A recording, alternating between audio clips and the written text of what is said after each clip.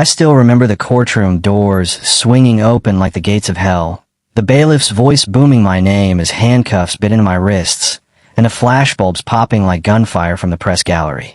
Robert Ellis, you were sentenced to 5 years for embezzlement, fraud, and domestic assault. The judge intoned, his gavel cracking down with finality. My legs nearly gave out. I turned to see Laura, my wife of 27 years, dabbing at dry eyes with a tissue, her secret lover. Dr. Ethan Reed, the therapist I trusted, sitting beside her, his hand discreetly on her knee. The betrayal wasn't just a stab. It was a slow, twisting evisceration that left me hollow, humiliated before Atlanta's elite, my empire crumbling, my twins an ocean away, fed lies that poisoned our bond. At 52, I'd built a life of wealth and family, only to have it ripped away by the woman I loved and the man she'd chosen over me. This is the story of how they sent me to prison for 2 agonizing years, how it broke me to my core, and how justice arrived on her birthday like a thunderbolt from the gods. To truly feel the depth of the cut, you have to go back to the foundation we built together, brick by loving brick. I met Laura at 25 during a real estate seminar in Atlanta. She was this sharp, ambitious interior designer with a fire in her eyes that matched my own drive. We married a year later, pouring our souls into Ellis Properties. I handled the acquisitions and flips, turning rundown warehouses into luxury lofts. She designed the interiors that made buyers fall in love. By 32, our twins arrived. Mia and Max, our miracles after years of trying. They were identical in looks but polar opposites. Mia, the empathetic dreamer aiming for medicine. Max, the analytical whiz kid with a knack for tech. We gave them everything. Private schools, piano lessons, summers at our beach house in Destin. At 18, we sent them to England. Mia to Oxford for pre-med, Max to Cambridge for computer science, wanting them to spread their wings in world-class programs. This is your launch pad, I'd tell them at the airport, hugging them fiercely, Laura beside me waving through tears. Make us proud. Our life was the American dream. A 10,000 square foot mansion in Buckhead with a home theater and wine cellar. Annual galas for our foundation supporting foster kids. Family dinners where we'd laugh over steak and stories. I adored Laura, surprised her with trips to Paris, trusted her with our finances, our secrets. She was my partner in every sense, or so I believed. The first betrayal crept in like fog off the Atlantic, subtle but chilling. About 3 years before the end, Laura started complaining of anxiety. The business pressure is getting to me, Rob. I suggested therapy. She found Dr. Ethan Reed, a 35-year-old hotshot psychologist with a sleek office in Buckhead. He's brilliant, she'd say after sessions, her cheeks flushed, eyes distant. I'd nod, relieved. As long as he's helping you, babe. What they did, their therapy was a cover for stolen afternoons in high-end hotels downtown, where they'd meet under the guise of extended sessions. Laura would schedule them during my long meetings, slipping out with excuses like errands for the office. Ethan, abusing his professional ethics, would bill our insurance for these treatments, while they indulged in room service and silk sheets. How they felt. At first, exhilarated. Laura confessed later it felt like rediscovering passion, a rush of forbidden excitement that made her feel young and desired again. Ethan saw it as conquest, boosting his ego as he seduced a wealthy client's wife. What they achieved. A hidden nest egg of $200,000 siphoned from petty cash reimbursements, funding their early escapades. Weekend jaunts to Savannah, designer lingerie, fine wines. What she said that lingers. You're too focused on work, Rob. Ethan understands me in ways you never have. Those words echoed in my cell like a taunt, making me question every late-night work session I'd chosen over her. The financial betrayal escalated methodically, a calculated drain that left me exposed. What they did, Laura, with access to our company books as my trusted partner, began forging my signature on wire transfers, starting small with $10,000 vendor payments to dummy companies Ethan set up through his practices LLC. They'd meet in his office to plan. Ethan providing fake invoices for consulting services, Laura altering ledgers late at night when I was asleep, using my computer to plant digital trails pointing back to me. How they felt. empowered and giddy. Laura described it as taking control of our future, a thrill mixed with guilt she suppressed with Ethan's reassurances. He's hoarding it all. We're just evening the score. Ethan felt like a mastermind, his psychology background helping him justify it as therapeutic redistribution. What they achieved. Over 18 months, they diverted $2 million, buying a discreet Miami condo under a shell company, stocking it with luxury furniture, yachts for weekend sales, even a private plane share for quick getaways. Their lifestyle soared. Michelin-starred dinners in Nassau, diamond watches, spa retreats where they'd plot the next move, all while I noticed minor discrepancies I attributed to accounting errors. The abuse accusations were the killing blow, a web of lies spun with precision to destroy my name. What they did, Laura's self-inflicted bruises, deliberately slamming her arm against door frames or using makeup to enhance marks, then photograph them in dramatic lighting, time-stamping them after staged arguments. She'd provoke fights. You're never here for me. Knowing I defend myself mildly. Laura, I'm building for us. Then edit recordings to isolate any raised tone, cropping my apologies. I'm sorry, let's talk this out, and amplifying the anger. Ethan fabricated therapy notes, patient reports escalating verbal abuse, fears physical escalation, backdating them for credibility. They coordinated via encrypted apps. Ethan coaching her on victim posture for court. How they felt. Righteous at first. Laura, feeling liberated, finally free from his control. Ethan arrogant. I'm saving her. But cracks showed. Laura admitted fleeting guilt during their pillow talk. What they achieved. My conviction. Laura got the mansion and the divorce, half the business, sold at fire sale prices to cover legal fees. $15 million in settlements. Ethan gained a lavish life as her live-in support, driving my former Porsche, attending society events as her fiancé. What she said that lingers. Ethan treats me like an equal, not a trophy. It replayed in my nightmares, a dagger twisting with every recall. The manipulation of the twins was perhaps the deepest cut, a betrayal that severed my heartstrings. What they did. Laura called them the night of my arrest, voice laced with rehearsed sobs. Kids, your father snapped. He's been hiding money, lashing out. It's why I encouraged England, to keep you safe. She sent edited clips via email, my rages without context, forged texts from me complaining about tuition costs. To restrict visits, she petitioned the court with Ethan's expert letter.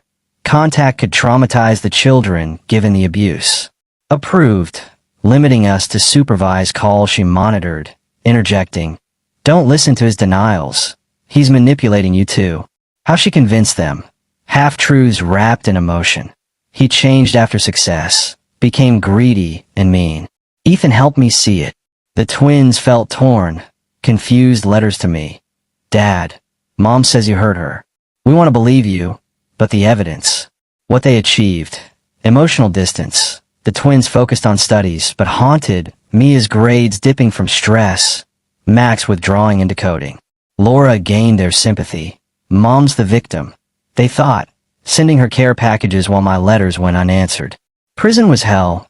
2 years in a Georgia state facility, surrounded by concrete and regret. Days blurred into monotony. Chow lines with slop that tasted like cardboard. Yard time under watchful guards where I'd pace, plotting. Nights plagued by nightmares of Laura's smirk, waking in sweat-soaked sheets. Humiliation was constant. Inmates jeering, rich boy abuser. Strip searches leaving me feeling dehumanized. Rare calls with the twins laced with doubt. I lost 40 pounds. Hair grayed. Spirit nearly shattered. Emotions cycled. Rage boiling into depression. Grief for my family turning to self-doubt. Was I absent? But a spark survived. Motivation from fellow inmates' story of exoneration. Gather proof. Bide your time. I planned slowly, meticulously. Revenge built like a symphony, slow and crescendoing to a shattering climax. Released after 2 years, appeal reduced sentence for new evidence of inconsistencies. I played the defeated ex-con. Moved to a dingy apartment in Decatur. Took a menial job at a warehouse to stay off radar. Inside, I burned with purpose. Motivation. Not just payback. The words "Ethan understands me and treats me like an equal," fueling a need to expose their rot, reclaim my life, reunite with my twins. Evidence didn't fall from the sky. It was hunted down with precision. My lawyer connected me with a former FBI forensic accountant who specialized in white-collar cases. He started with the company's internal servers, still partially under my access via old admin credentials Laura overlooked. There he found deleted email drafts, Laura's attempts to delete traces of transfers to Ethan's accounts, but server logs recovered them, showing what they did. Explicit messages planning the diversions, send $50,000 to the Miami account. Rob won't notice. Next, a cybersecurity expert, hired through the PI, subpoenaed hotel statements from Miami and the Caribbean, matching dates to Laura's therapy retreats, evidence of what they achieved. Lavish stays at five-star resorts like the Ritz-Carlton in Grand Cayman, where they'd lounge on private beaches, toasting their freedom. Bank statements from a whistleblower at our firm, an old employee who suspected foul play and contacted my lawyer anonymously, revealed wire transfers labeled consulting fees to Ethan. The affair was confirmed by the PI tailing them discreetly. Photos of them kissing in a Buckhead restaurant, security footage from hotels, obtained via legal subpoenas, showing them entering rooms arm in arm. The edited recordings? The digital forensics lab pulled metadata from Laura's cloud backups, accessed via court order during the appeal, revealing timestamps and edit history. Original files still existed on an old laptop she sold to a pawn shop. The PI bought it back anonymously, recovered the unedited audio. My full apologies, her provocations like, "You're just jealous of Ethan." The forged bruises? A dermatologist expert analyzed photos from discovery files, testifying they were self-inflicted, patterns inconsistent with defensive wounds, makeup residue visible under magnification. Every piece was documented, cross-referenced, and legally obtained, building a dossier that felt like armor after years of vulnerability. The twins found out on Laura's 50th birthday. Luckily, they were home for summer break from England. Laura had manipulated them into attending her lavish gala at the mansion. "It's a fresh start for the family. Come celebrate with me. Show the world we're strong." They agreed reluctantly, still conflicted but hoping for closure, their feelings a mix of lingering doubt and familial obligation. Mia, confiding to Max, "Maybe Mom's right. Dad did change." The party was opulent. 200 guests from Atlanta's elite mingling in a ballroom under crystal chandeliers, champagne towers bubbling, a string quartet playing soft jazz. Laura, radiant in a red sequin gown, circulated with Ethan on her arm, now her fiancé, toasting her new chapter with laughter and air kisses. Guests fawned. "You look fabulous, Laura, stronger than ever." A socialite whispered, "After what Rob did, you deserve this happiness." The twins stood near the back, Mia fidgeting with her necklace, Max checking his phone nervously. They'd received my anonymous encrypted drive days earlier, but hadn't opened it yet, per my instructions. Watched during the party. I had infiltrated his catering staff, PI's fake credentials, and a quick disguise. Fake beard, glasses, heart thundering with adrenaline, sweat beading under my collar as I poured wine, overhearing snippets. Poor Laura. Rob was always too intense. As the quartet paused for toasts, Max, in on the plant now, having cracked the drive early, remotely triggered the hack. He planted a small USB device in the home theater system weeks earlier during a forced family visit Laura insisted on. The massive screens flickered to life mid-toast, their affair exposed in high definition. Steamy text scrolling, "Can't wait to be rid of the old fool. Prison will keep him quiet." Videos of them tangled in our marital bed. Gasps rippled like waves. Bank transfers timestamped during my trial popping up with arrows highlighting the fraud. Guests froze, murmurs turning to shocked exclamations. "Oh my God, is that Ethan?" A prominent businessman muttered. "They framed him." Another socialite whispered loudly. "She's been playing the victim. Disgusting." Champagne glasses clattered to the floor. A woman fainted dramatically into her husband's arms. Laura's reaction was pure theater of horror. Her face drained of all color in an instant, turning ashen gray, eyes bulging wide with raw panic, mouth opening in a silent scream, as if the air had been sucked from her lungs. She dropped her flute, shards exploding across the marble like her shattered facade, her hands clawing at her throat as if choking on the truth. "Turn it off. Now," she shrieked, voice fracturing into a high-pitched wail, body swaying unsteadily as she lunged toward the screen, stumbling in her heels. Ethan, beside her, bolted like a cornered animal, his chiseled face contorting in sheer terror, sweat instantly beading on his brow, eyes darting wildly for an exit as he pushed through guests, knocking over a waiter in his haste. "This isn't what it looks like," he stammered, voice trembling, but the crowd parted like he was diseased. The twins' discovery unfolded in real time.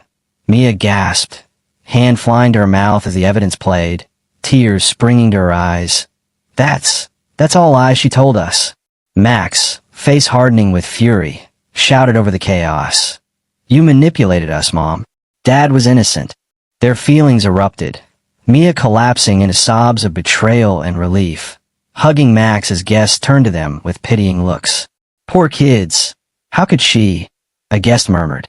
The room devolved into pandemonium, people whispering urgently, "Call the police. Phones out recording, this is going viral."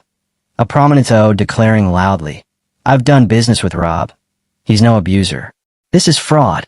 Police, tipped anonymously by my lawyer hours earlier, burst in, badges flashing.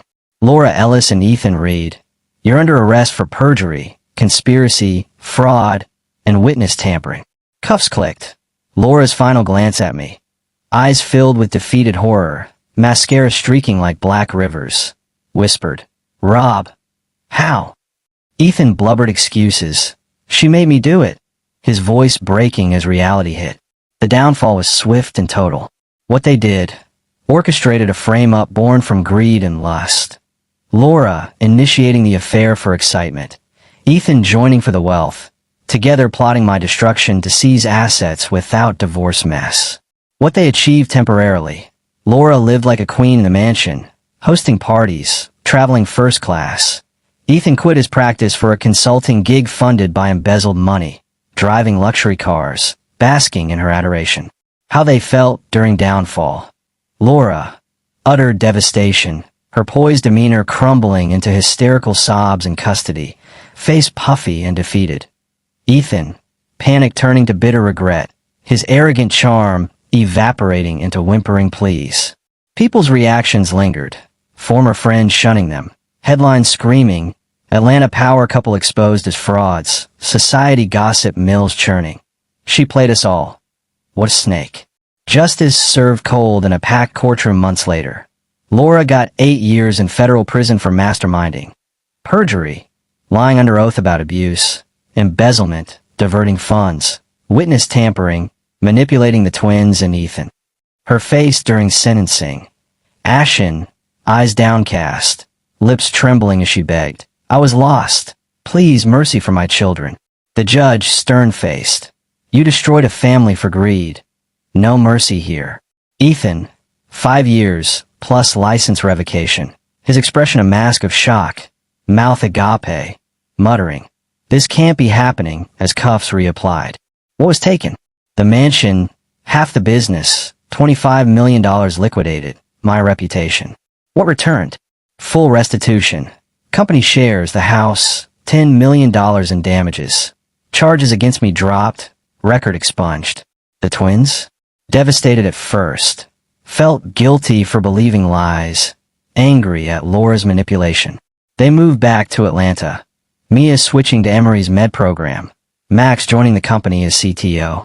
They felt profound relief reuniting with me, but scarred trust issues. Therapy helped. They visit weekly, cook Sunday dinners, laugh again. "We should have believed you sooner," Mia said one night, hugging me tight. "Max, we're making it right." Their lives now. Laura's in a women's federal prison in Georgia, working laundry detail, face aged prematurely, spirit dimmed, letters begging forgiveness ignored. Ethan's in a medium security facility, disgraced, face gaunt from stress, regretting every whisper. My life now. Back in a mansion, business at $70 million. A slow new beginning. Mornings with coffee on the balcony watching the sunrise, twins dropping by, laughter echoing. Dating Claire, a compassionate artist. Walks in Piedmont Park, sharing sunsets. The cut ran deep, a scar that aches on rainy nights. But it reminds me, betrayal doesn't define you. Resilience does. Motivation? To show my kids, and myself, that truth prevails. Love can be rebuilt, and second chances are earned. If this story gripped you, shook you, or inspired you to hug your loved ones tighter, drop a like, share it far and wide, and subscribe for more raw tales of heartbreak and triumph. And hey, comment below. Where are you watching from? I'd love to connect with you all out there. Thanks for joining me on this ride. Stay vigilant in love, and I'll catch you in the next one.